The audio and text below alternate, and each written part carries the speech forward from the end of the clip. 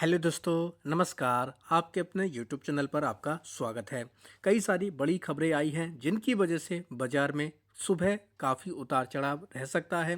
कुछ इम्पोर्टेंट खबरें भी हैं, कुछ कंपनियां भी काफ़ी फोकस में रहने वाली हैं।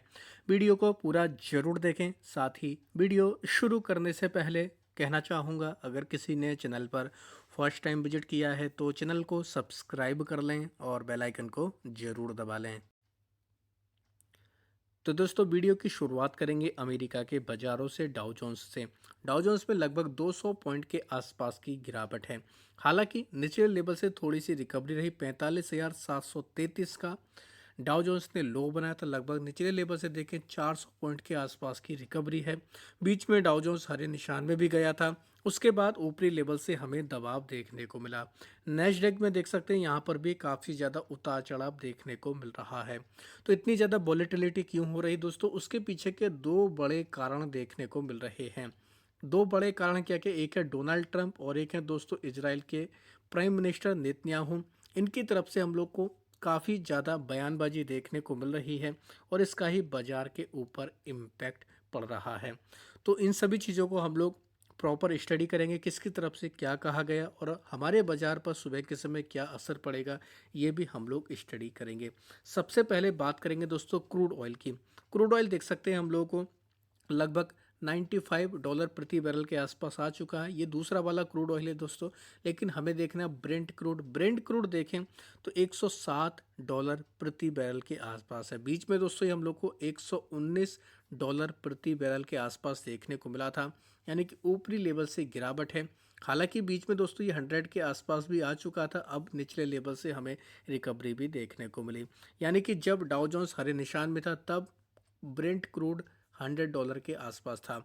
अब जैसे ही हम लोग को फिर से रिकवरी देखने को मिली क्रूड ऑयल में, तो डाउ जोन्स हम लोग को गिरते हुए देखने को मिला। तो ये सारी चीज़ें क्यों हो रही है दोस्तों, उसके पीछे अब हम लोग आते हैं। सबसे पहले बात करेंगे दोस्तों यूएस, ईरान और इजराइल का जो वॉर देखने को मिल रहा है। इसमें बेंजामिन नेतन्याहू जो प्राइम मिनिस्टर हैं इजराइल के, इनकी तरफ से हम लोग को प्रेस कॉन्फ्रेंस देखने को मिली। इसमें उन्होंने कई सारी बातें कही हैं जो मार्केट को बीच में पॉजिटिव भी लगी थी, और एक बात ऐसी कही दोस्तों उन्होंने जो मार्केट को एक कहीं ना कहीं फिर से दबाव बनाने के लिए काफ़ी है। तो क्या क्या खबरें हुई हैं दोस्तों? पहले तो इन्होंने सबसे पहले आकर ये कहा, जो खबरें देखने को मिल रही थी कि नेतन्याहू की डेथ हो चुकी है, वो नहीं है। तो इन्होंने कहा कि अभी वो जिंदा हैं। तो सबसे पहले तो इन्होंने ये बातें कही। दूसरा इन्होंने ये भी कहा कि ईरान पर जो इन्होंने हमले किए अब तक वो सारा इन्होंने ध्वस्त कर दिया है, और ईरान में अभी कोई ऐसी क्षमता नहीं है कि वो मिसाइल बना सके या फिर परमाणु जैसी चीज़ें बना सके। तो इन्होंने सारी चीज़ों को ध्वस्त कर दिया है। इनके अलावा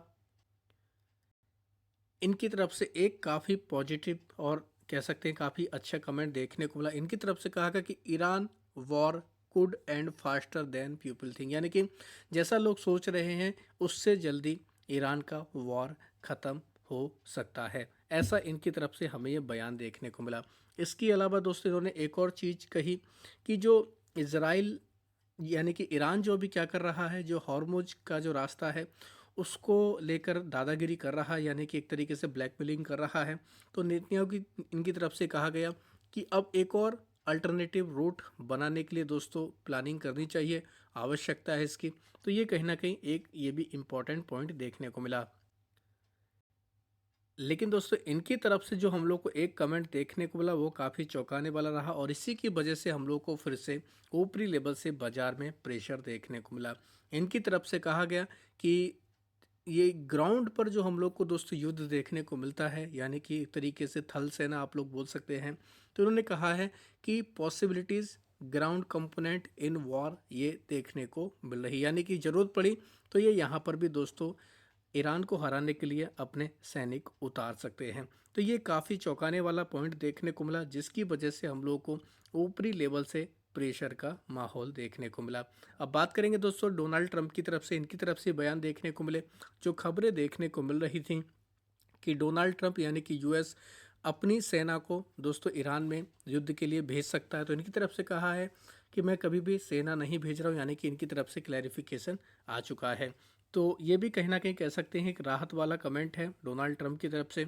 एक और हमें खबर देखने को मिली नेतन्याहू की तरफ से कि ईरान की परमाणु ताकत अब खत्म हो चुकी है। तो कहने का मतलब यही है कि अब डोनाल्ड ट्रंप की तरफ से बयान आ रहा है, इजराइल की तरफ से बयान आ रहा है, हालांकि ईरान की तरफ से तो यही बयान आ रहा है कि हमारी मांगे मानेंगे तो युद्ध खत्म होगा। तो ओवरऑल कहने का मतलब यह है, कुछ इंडिकेशन अब ऐसे लग रहे हैं कि शायद से जल्द ही ये मामला सुलझते हुए देखने को मिल जाएगा। एक और हम लोग को दोस्तों अपडेट देखने को मिला, जो खबर आई थी बीच में कि क्रूड ऑयल को लेकर जो हमें खबरें देखने को मिली थी कि ईरान के क्रूड ऑयल के ऊपर जो अमेरिका ने पाबंदियां लगाई हुई हैं, इसको लेकर भी एक अपडेट देखने को मिला। खबर है कि शायद से अमेरिका ईरानियन ऑयल के टैंकर पर जो इन्होंने प्रतिबंध लगाए हैं, पाबंदी लगाई, इनको हटा सकता है। साथ ही 140 मिलियन बैरल ये दोस्तों रिलीज करने की प्लानिंग भी कर रहे हैं लोअर प्राइस पर, और सप्लाई चेन को मजबूत करने के लिए। तो ये भी कहीं ना कहीं कह सकते हैं बाजार के लिए एक काफ़ी पॉजिटिव खबर देखने को मिल रही है। प्रधानमंत्री नरेंद्र मोदी ने भी दोस्तों सुल्तान ऑफ ओमान मलेशिया के पीएम और फ्रांस के प्रेसिडेंट से भी बातचीत की। इन्होंने भी दोस्तों मिडिल ईस्ट क्राइसिस को ख़त्म करने के लिए चर्चा की। इनकी तरफ से कहा गया है कि शांति से, कूटनीति से ये जो मामला फिलहाल देखने को मिला, ये आसानी से ख़त्म किया जा सकता है। यानी कह सकते हैं चौतरफा, यानी कि जितने भी बड़े बड़े देश हैं सब अब इसमें कूद पड़े हैं युद्ध ख़त्म करने के लिए। तो कहीं ना कहीं कह सकते हैं उम्मीद की किरणें अब देखने को मिलने वाली हैं। तो इनके ऊपर ज़रूर आप नज़र रख सकते हैं। इसी वजह से आज के दिन हम लोग को डाउ जोन्स में काफ़ी उतार चढ़ाव देखने को मिला और नैस्डैक में भी काफ़ी ज़्यादा उतार चढ़ाव रहा है। साथ ही गिफ्ट निफ्टी की बात करेंगे। गिफ्ट निफ्टी अभी हमें लाल निशान में ही देखने को मिल रही है, हालांकि निचले लेवल से यहाँ पर कह सकते हैं अच्छी रिकवरी देखने को मिली। शाम के समय तो 300 पॉइंट के आसपास गिफ्ट निफ्टी डाउन था, बीच में ये भी हम लोग को हरे निशान में देखने को मिले थे। तो कह सकते हैं ये भी कहीं ना कहीं एक हम लोग को पॉजिटिव इंडिकेशन देखने को मिल रहा है। तो यानी कह सकते हैं बाजार में इतना ज़्यादा कोई गिरावट तो नहीं होगी सुबह के समय, लेकिन हाँ इतना ज़रूर है कि बाजार में रिकवरी के संकेत देखने को मिल रहे हैं, क्योंकि कुछ खबरें और भी जो सुबह तक आएंगी तो उसका भी रिएक्शन बाजार के ऊपर देखने को मिल जाएगा।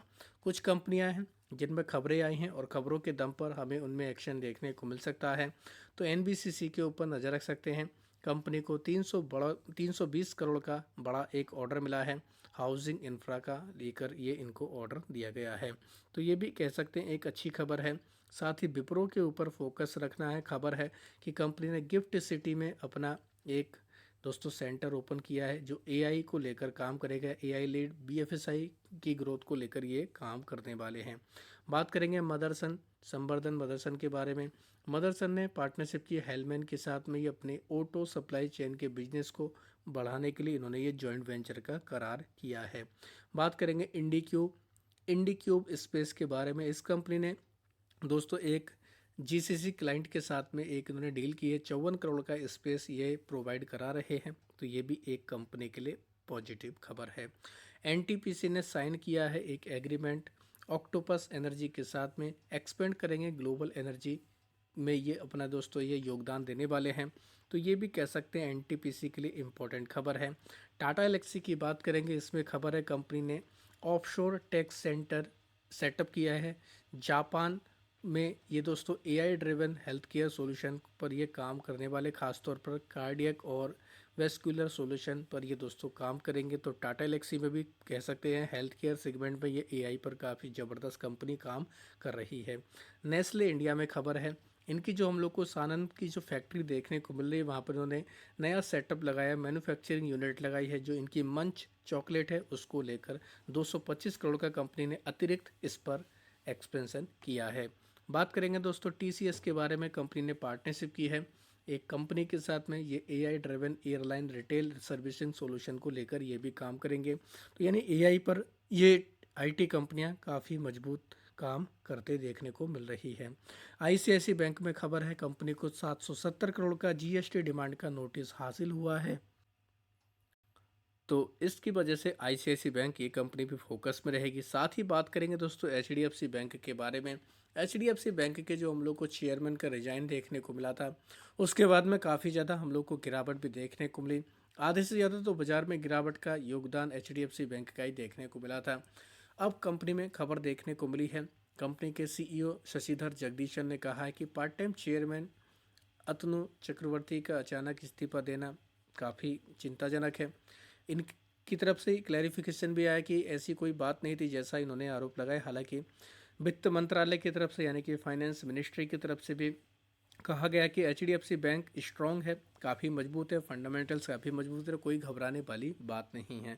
तो ये एक अपडेट एचडीएफसी बैंक को लेकर देखने को मिला, जिसकी वजह से इस कंपनी के ऊपर भी सुबह रिएक्शन देखने को मिल जाएगा। अंबर एंटरप्राइज की बात करेंगे, इसमें भी एक अपडेट देखने को मिला है। कंपनी 328 करोड़ रेज कर रही है राइट इशू के जरिए, साथ ही 296 करोड़ का कंपनी ये निवेश भी करने वाली है। तो ये भी कह सकते हैं अंबर एंटरप्राइज के लिए एक इम्पोर्टेंट अपडेट है। साथ ही बात करेंगे एएसएम की शॉर्ट टर्म की लिस्ट के बारे में। 7 कंपनी यहाँ पर ऐड की गई जिनके नाम हैं A B G logistic, Balakrishna paper mills, साथ ही वैनगंगा पेपर इंडस्ट्री, एबिक्सिया लाइफ केयर, रीसा इंटरनेशनल, सीमैक कंस्ट्रक्शन और वी आर बूडर्ट का नाम है। बाहर निकलने वाली कंपनियों की संख्या 7 है, नाम देख सकते हैं अल्फा, आयसा इंडिया, अतिशय limited, Goenka business and finance, Golconda diamond jewellery, कीजी apparels, modern thread India और सुरभि इंडस्ट्री का नाम है। लॉन्ग टर्म के एएसएम की लिस्ट में 2 कंपनी ऐड हुई हैं जिनमें एनका इंडिया और सब इंडस्ट्री का नाम है। साथ ही नीलाचल रिफैक्ट्रीज को स्टेज 2 में डाल दिया गया है।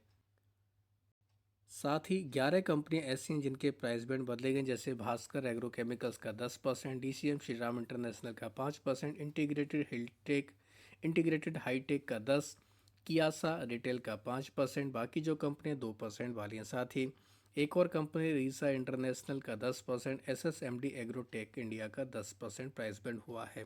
तो चाहे आप इन कंपनियों के ऊपर नज़र रख सकते हैं, उसके अकॉर्डिंग अपनी रणनीति बना सकते हैं। सुबह के समय ये कंपनियां काफ़ी फोकस में देखने को मिल जाएंगी। वीडियो अगर आपको पसंद आया तो चैनल को सब्सक्राइब कर लें और बेल आइकन को ज़रूर दबा लें।